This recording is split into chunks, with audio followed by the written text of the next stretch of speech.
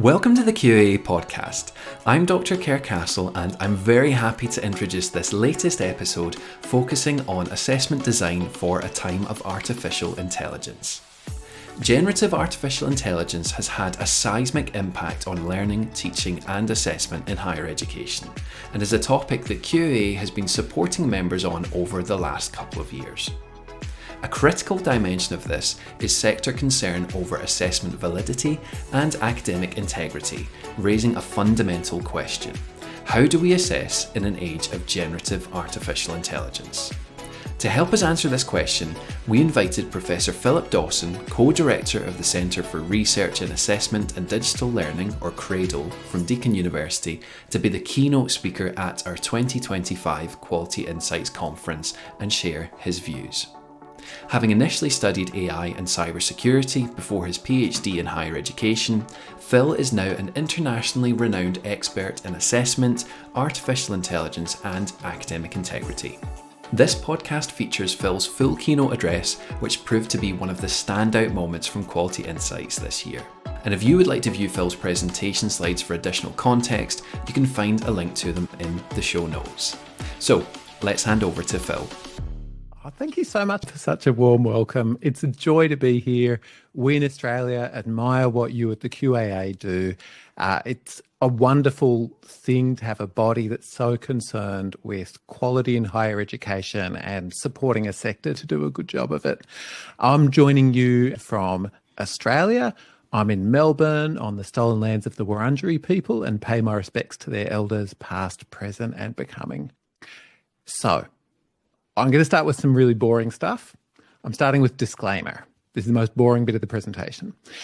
I am what you could call a standards-based assessment person. So you may have grown up wanting to be Batman or fight fires or go to the moon. I didn't grow up wanting to be a standards-based assessment person. But let me tell you, it's a really exciting thing because my primary concern is how can we tell if people have met some predetermined outcome that we think is really important for them educationally?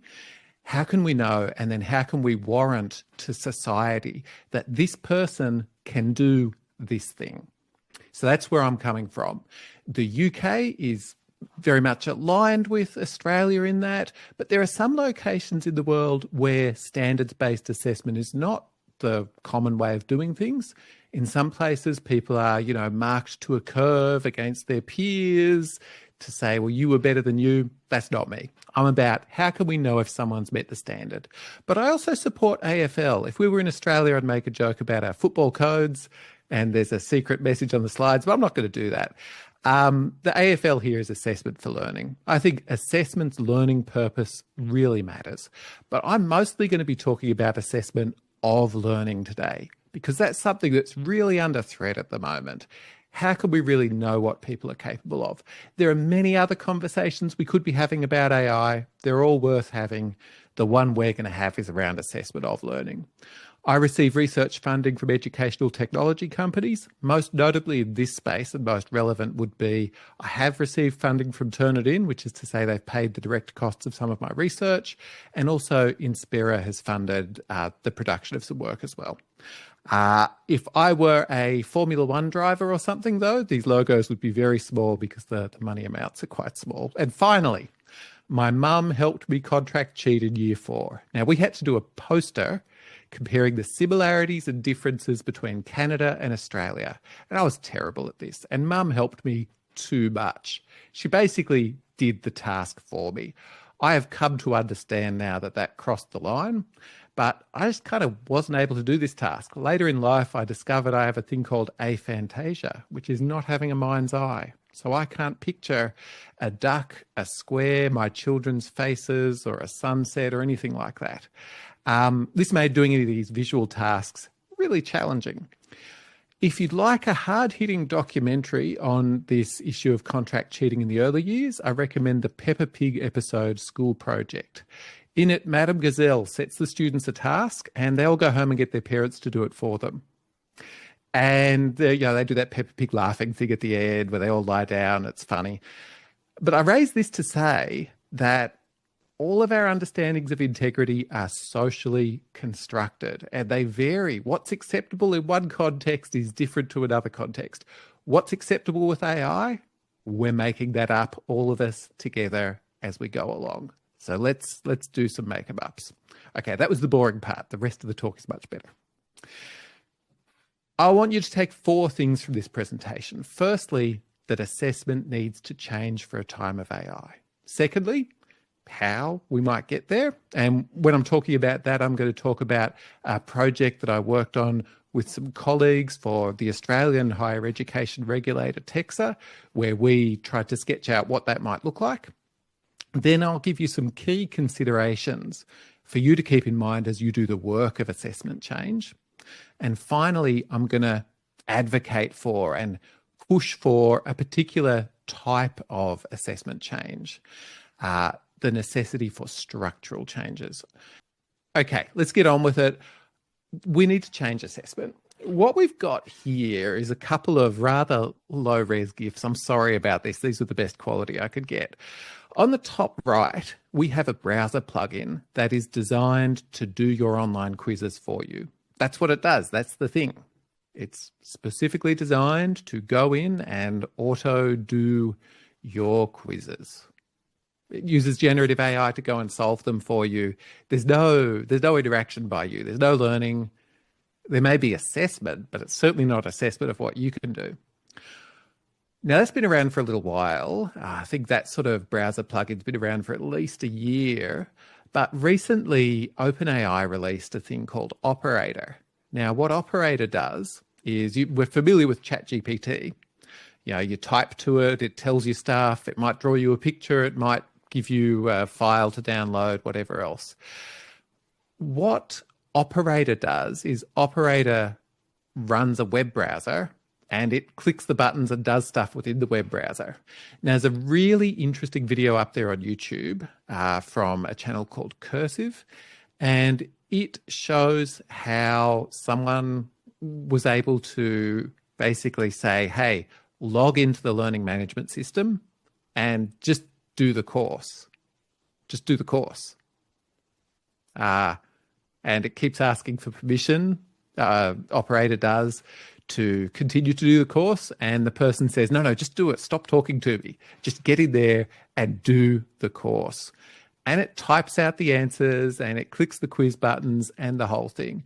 And it's not necessarily great work, but it's passable work. And that's a real problem. That is the problem that we have, that AI can do good enough work.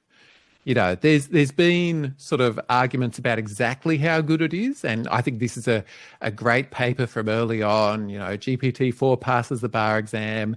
This is about the bar exam that exists to practice law in a lot of states in America.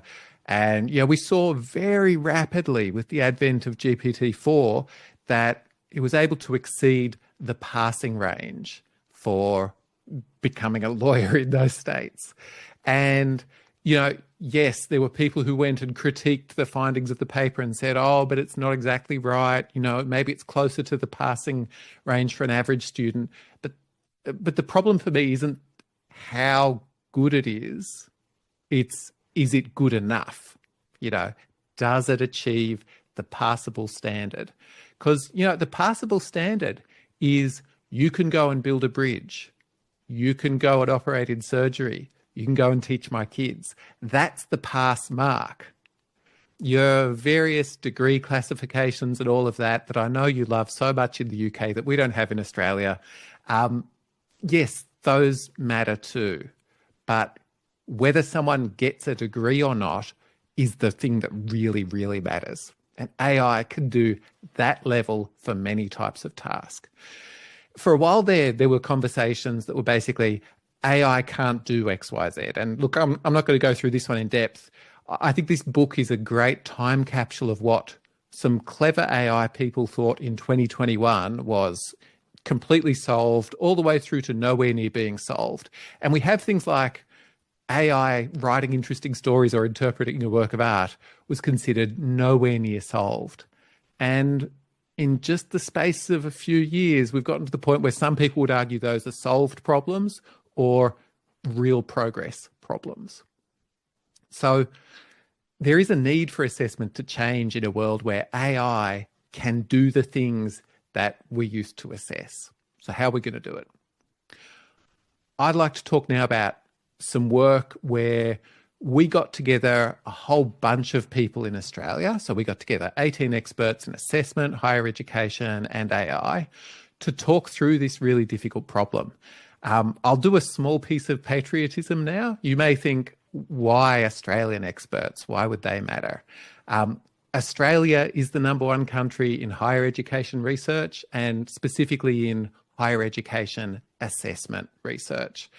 You can go and look at bibliometric studies of assessment and evaluation in higher education, or your big research metrics groups.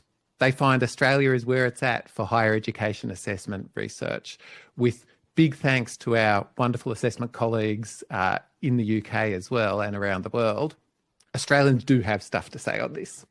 So we got together 18 of us, and we had this challenge of, well, what are we going to do? And we produced this document, Assessment Reform for the Age of Artificial Intelligence. We reached what we called 75% consensus, which is a bit of a contradiction in terms, but it was basically, what could we as a bunch of various people agree to? And here's where we got to. We have 2 guiding principles for what assessment needs to do. So the first one is, assessment and learning experiences equip students to participate ethically and actively in a society where AI is ubiquitous. So these 2 principles are kind of our not negotiables. There's a lot to this one. You could consider this the sort of assessment for learning principle that we've got going on. Equipping students to be in a world where AI is there means they probably have to use it, but not just as sort of operators pushing the button, thinking, participating ethically and actively. We had a bit of a chat last week with our higher education regulator in a closed door session, and I don't want to reveal all the things, but I think we might be adding something around sort of critically in there as well, because something that's really come through since we did the work is a need for that sort of critical capability. People talk about AI literacy or critical digital literacies or those sorts of ideas. So it's more than just using the tech. This thing of a society where AI is ubiquitous, it's an acceptance that the world our graduates go to is going to have AI. There's a comment in the chat getting a few thumbs up. Personally, I'm not sure if the problem is the AI. I think the problem lies in how/what we assess, although this is not a black and white situation, and I think there is no easy answer to this at the moment. And look, I really agree with that. I think a lot of this is just assessment stuff, isn't it? A lot of this is we need to do decent assessment. If the concern is people are just going to go off and get AI to do it for them, well, contract cheating has existed for ages. You know, there's studies analysing the provenance of various works, and you go back to sort of sacred texts like the Bible or Donald Trump's The Art of the Deal, and those are often claimed to not be written by the person who it said they were written by. So not doing the work yourself has always been a thing. I do think this first principle, though, really does have something in it that we might need to do assessment for the world our students go to, where they will be using these tools, hopefully actively, ethically, critically. Our second guiding principle is more of an assessment of learning principle. So it's forming trustworthy judgments about student learning in a time of AI requires multiple, inclusive and contextualised approaches to assessment. There's a lot in this one as well. There's firstly, trustworthy judgments. We need to be able to make judgments that matter, that we trust, that society can trust. In Australia, there's a lot of talk at the moment about social licence for universities, the public having confidence and faith and belief in the mission that we do and that we do a good job of it. Social licence depends on this. If we don't have trustworthy judgments about what our graduates can do, then society is let down. And to do that requires multiple moments of assessment. There's no such thing as one perfect assessment that can let you know if the person can do the thing. It's always a patchwork. Inclusive, so there's real concerns about inclusive assessment, that assessment's less good at being assessment if it doesn't work for everyone. And contextualized approaches to assessment. There's no such thing as an assessment mode that works everywhere. Now, in addition to those, we kind of take them down a level to 5 propositions. These are a bit more practical, but they're not like a field guide on exactly what to do. They are a compass, but not a map. These all start with assessment should emphasise. The first one being assessment should emphasise appropriate, authentic engagement with AI. So assessment needs to involve students using AI in some ways, at some times, if we want to graduate them for that world. And it should be authentic in some way. I think whenever we set a task that has elements that aren't authentic, that don't represent the world of practice beyond the university, we should justify why we are doing something inauthentic. That's not to say all assessment should be authentic. There are good arguments why it shouldn't be sometimes, or that all things in the world of practice should be at university. There's no spending 4 hours a day answering emails assignment that I've seen, but that's very authentic to my professional practice. Now, appropriate is in there as well. We copped a bit of flack on that one, but it is a bit of a weasel word, I get it. But we're saying sort of not all uses that are authentic are appropriate for the higher ed space. Okay, second proposition. Assessment should emphasise a systemic approach to program assessment aligned with disciplines and qualifications. So this is saying zoom out from focusing on a single assessment task. Think about the program of study, the degree qualification. Think about assessment at that level. How does assessment work across the program? How do things feed from first year to second year to third year and onwards? What does the whole say that's greater than the sum of its parts? Because if we want to have those sort of real moments of, yes, we're confident the person can do the thing, there's problems with every single task that we could possibly do. Okay, so that's thinking systemically. You may have heard of a thing called programmatic assessment. That's where you do a really robust look across a whole degree, map all the assessment out and all that. We don't use the term programmatic assessment here. It's scary. It's largely regarded as infeasible outside of very well-funded medical courses. A lot of what's taken off in Australia has been sort of course-wide or systemic approaches where we say, hey, let's pick the 3 tasks that really tell us if someone should graduate, if they're really of that level. Okay, the third one, assessment should emphasise the process of learning. There's been a real focus on product traditionally. We need assessment that uncovers what students are actually doing. Now, some of that is because some people are conceding assessing product is problematic now. People could use AI for the product, etc. It doesn't tell us very much. We need to focus on process. But it's also where the learning happens. If assessment truly is for learning, we need to see those check-ins, those moments along the way of how people are producing. Number 3, assessment should emphasise opportunities for students to work appropriately again, with each other and AI. So assessment should actually involve students using AI for them to function in a world where AI is ubiquitous, but also not losing working with each other. And finally, assessment should emphasise security at meaningful points across a program to inform decisions about progression and completion. So this is saying don't have some high security moment of assessment for every task. Don't turn every assessment task into an exam, for instance. Find the key moments across the whole qualification, and there might only be half a dozen of them, and invest in securing those moments, perhaps with an exam, perhaps with a placement, perhaps with interactive oral assessment where you talk to a student about their work. And none of these are new approaches. I was doing interactive oral assessment in computer science 20 years ago. These are standard things that we do in higher ed, but we don't deploy them meaningfully across programs often. We deploy them haphazardly because the person who is an integrity zealot has an exam or something, and those that kind of don't really care about integrity so much and care a lot about learning, maybe they don't use them. Really trying to find those moments across the program that matter and securing those, and maybe focus more on learning for the other moments. And we have progression and completion there. It's not fair to a student if they get through first year and they can't do the things. So we want to be helping secure progression and completion. Okay. I have a little addendum. So the previous stuff was consensus between the 18 experts and all that. This one is me.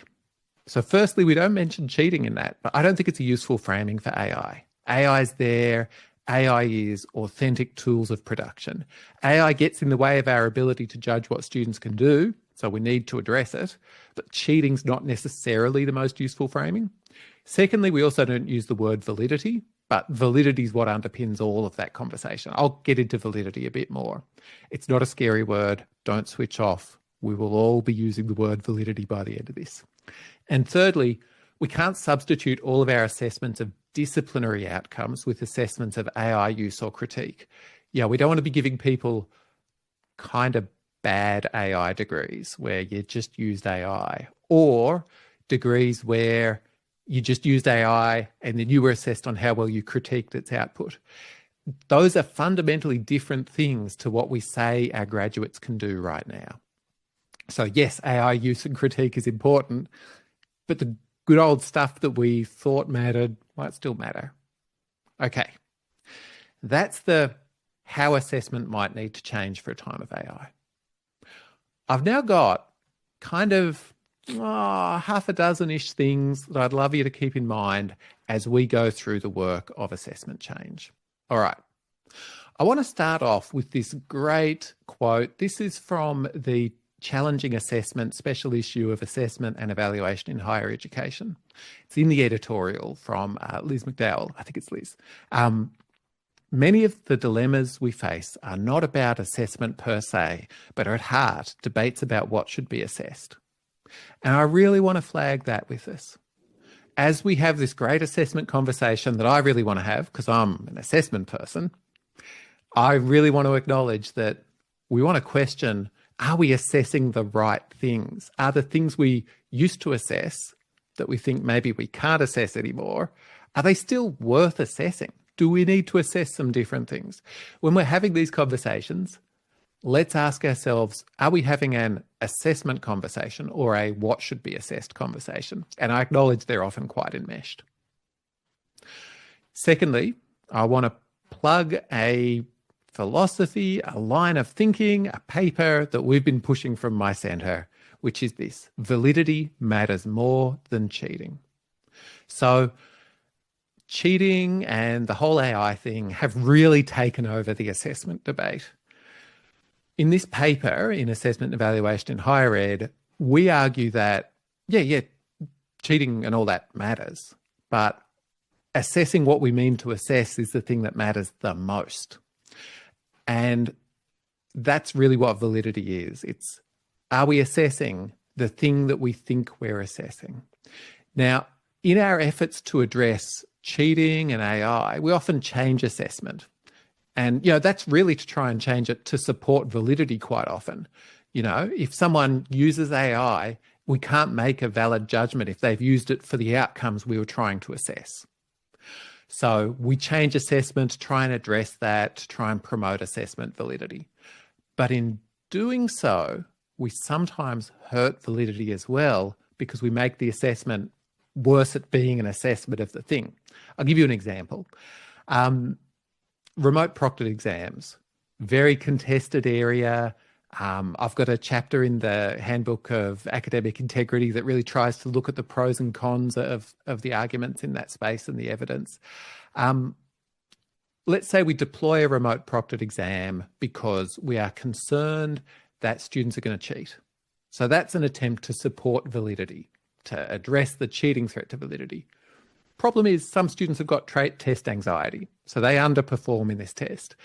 The test becomes less valid for those students because it's remote proctored now. So we've got kind of a supporter of validity over here and a threat to validity. It's complicated. I'd love us to move beyond chats about cheating and AI as if they are the main game to focusing on, are we assessing what we mean to assess? Validity is the main thing. We have another question. How can you engage professional and regulatory bodies, PSRBs, in those types of conversation? That it is what is driving a lot to the validity cheating arguments. Changing assessment to allow validity in the world of AI is often in contrast to the long-held thoughts of the PSRB agencies. Gee, we have this conversation in Australia as well. Okay, a few thoughts. Firstly, we have more power in this conversation as a collective group of educational institutions and discipline-based academics than we might think.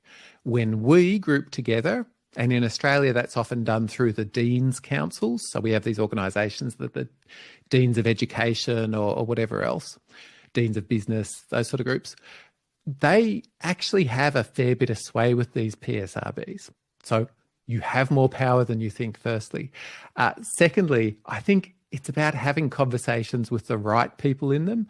In the Australian context, a lot of these have education people working for them who I've found are a lot more progressive in their views than I expected. And I've talked with our accounting regulation bodies. I've thought, gee, those accountants are going to be very austere and conservative, but they're actually a lot more open than I thought they'd be. A lot of the success in Australia has been through sort of missions from the disciplines to the PSRBs, where the disciplines get together, maybe even get the Deans Councils to put in a little bit of cash to develop a report or a submission to those, and then try and collaborate together. It's been really hard.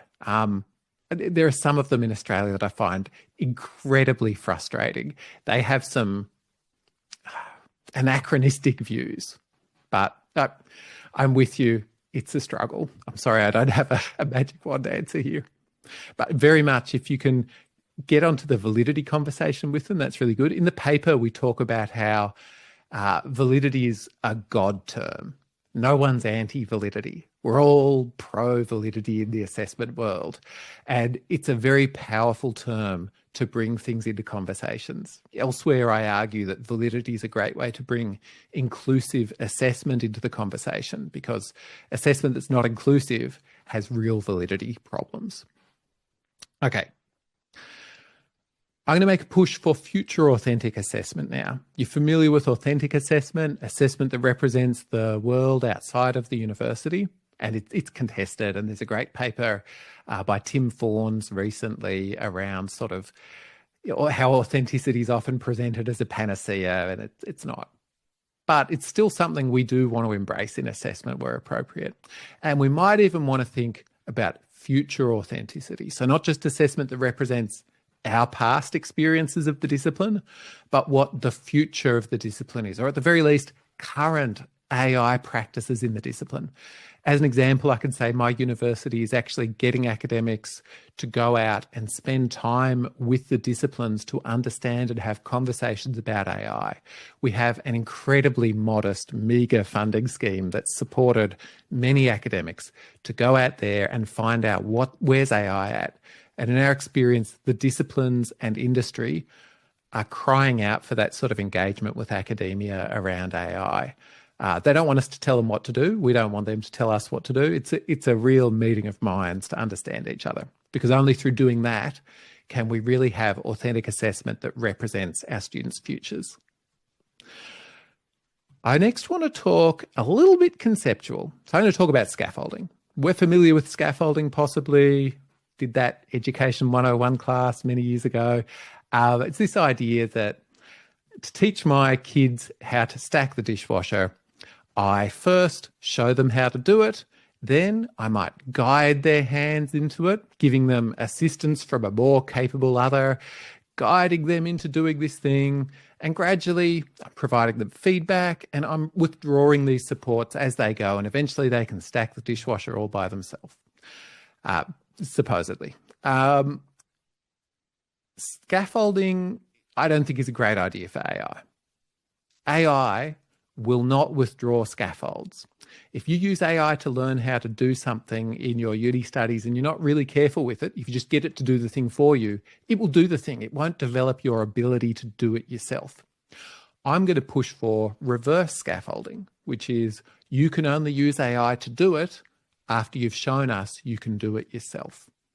This is the, calculator license kind of way of thinking. Once you know your times tables, you can use the calculator to do it yourself. I know the calculator analogy is limited. I worked on a paper with Jason Lodge where we really take the calculator analogy apart. But if you want a good use of it here, I think it's you can do it with AI once you've shown us you can do it yourself. To do this, we've got to be thinking across degrees systemically. And kind of zoom in a little bit further and go a little bit more Vygotsky here. You may be familiar with this idea of the zone of proximal development. There's stuff you can do by yourself, there's stuff you can do with the assistance of someone else, and the stuff in between is the zone of proximal development. Now, AI tools for production, this is your ChatGPT, don't respect that. AI tools that are there to do stuff for people just do the stuff. They don't develop your ability to work through the zone of proximal development to the point where you can do it for you.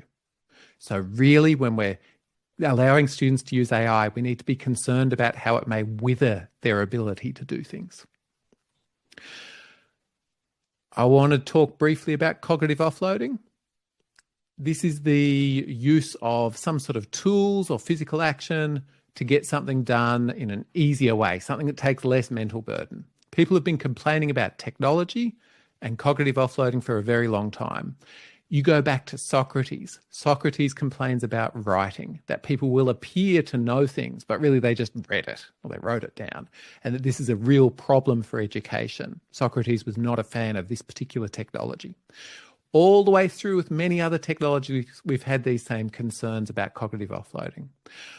My pitch to you around cognitive offloading is to think about the learning outcomes you are setting for students and you are assessing, and ask yourself, which of these are intrinsic and really matter, and which of these are extraneous busy work? An example of this is referencing. I don't know how to do referencing by hand, and I don't care. EndNote has always done it for me. I never learned it, and that's fine. It was never the outcome being assessed. We need to take that same sort of lens to what we do now and really be honest with ourselves. What's busy work? Can we allow students to use AI for the busy work to do the cognitive offloading? Let's not allow them to do it for what's intrinsic, though. And I think this is the last concept in this segment, evaluative judgment. This is a pitch I want to make to you. Evaluative judgment is your ability to make decisions about quality, about the quality of your own work, about the quality of the work of other people, and the quality of the work of AI. It really matters that you know if AI is giving you garbage. If AI is giving you garbage work, you need to know that it's not good enough, that you shouldn't use it. We had some academics using AI to produce submissions to a parliamentary inquiry in Australia and submitting it, thinking it was good enough. It made up all these accusations about the big four consulting firms that were completely not true. They had very poor evaluative judgment, these academics. You need to be able to judge quality work in your field, and students need that as well. Now, this includes judgments about AI products, but also about your processes of using AI. Are they good enough? You also need to develop your evaluative judgment because AI is increasingly judging our work. Just one final plea for you, and it's about the necessity for structural changes to assessment. My colleague Thomas Corbin and I are currently working on a paper about this, so you are getting the thoughts in progress. There are two sorts of changes you can make to assessment to address AI. There's discursive changes, where you're addressing AI in assessment through the instructions you give to students. You say something like, you can use AI for editing, but you can't use it for writing. Contrasting with that, there's also structural changes. That's addressing AI in assessment through changes in the task that are unavoidable. For example, we will have a conversation with you about your work, or this take-home task is now an exam, or we have chopped this task up into pieces and we want you to have a conversation with us in between them, or many other different ways we can fundamentally change what students do. Our pitch is basically discursive changes, they're not the way to go. You can't address this problem of AI purely through talk. You need action. You need structural changes to assessment. Traffic lights that tell students this is an orange task, so you can use AI to edit but not to write it. We have no way of stopping people from using AI if we aren't in some way supervising them. We need to accept that. We can't pretend some sort of guidance to students is going to be effective at securing assessment. Because if you aren't supervising, you can't be sure how AI was or wasn't used. So don't set restrictions that can't be enforced. Those just hurt validity. Secure some tasks that really matter for the program of study, and accept that others will see significant AI use. And that might be a fantastic thing. All right. My final plea is, think systematically, think at the level of the program. Don't look for one perfect AI-proof task. Assemble many imperfect tasks like layers of Swiss cheese across a program. Someone can use AI in your take-home assignment, but when they get to the exam, they won't be able to do the thing. But the exam's not perfect, so maybe we might want to have a chat with them. Maybe we might want a placement as well, and we might want to layer many imperfect things across a whole program of study so we can make a really high quality judgment of if this person is ready to go out into society and do the things we say they can do.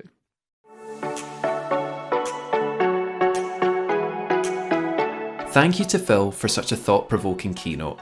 As mentioned at the top of the podcast, you can view Phil's presentation slides via the link in the show notes. Thanks again to Phil for joining us and to you for listening. We really hope you enjoyed the presentation and look forward to sharing more content like this with you soon.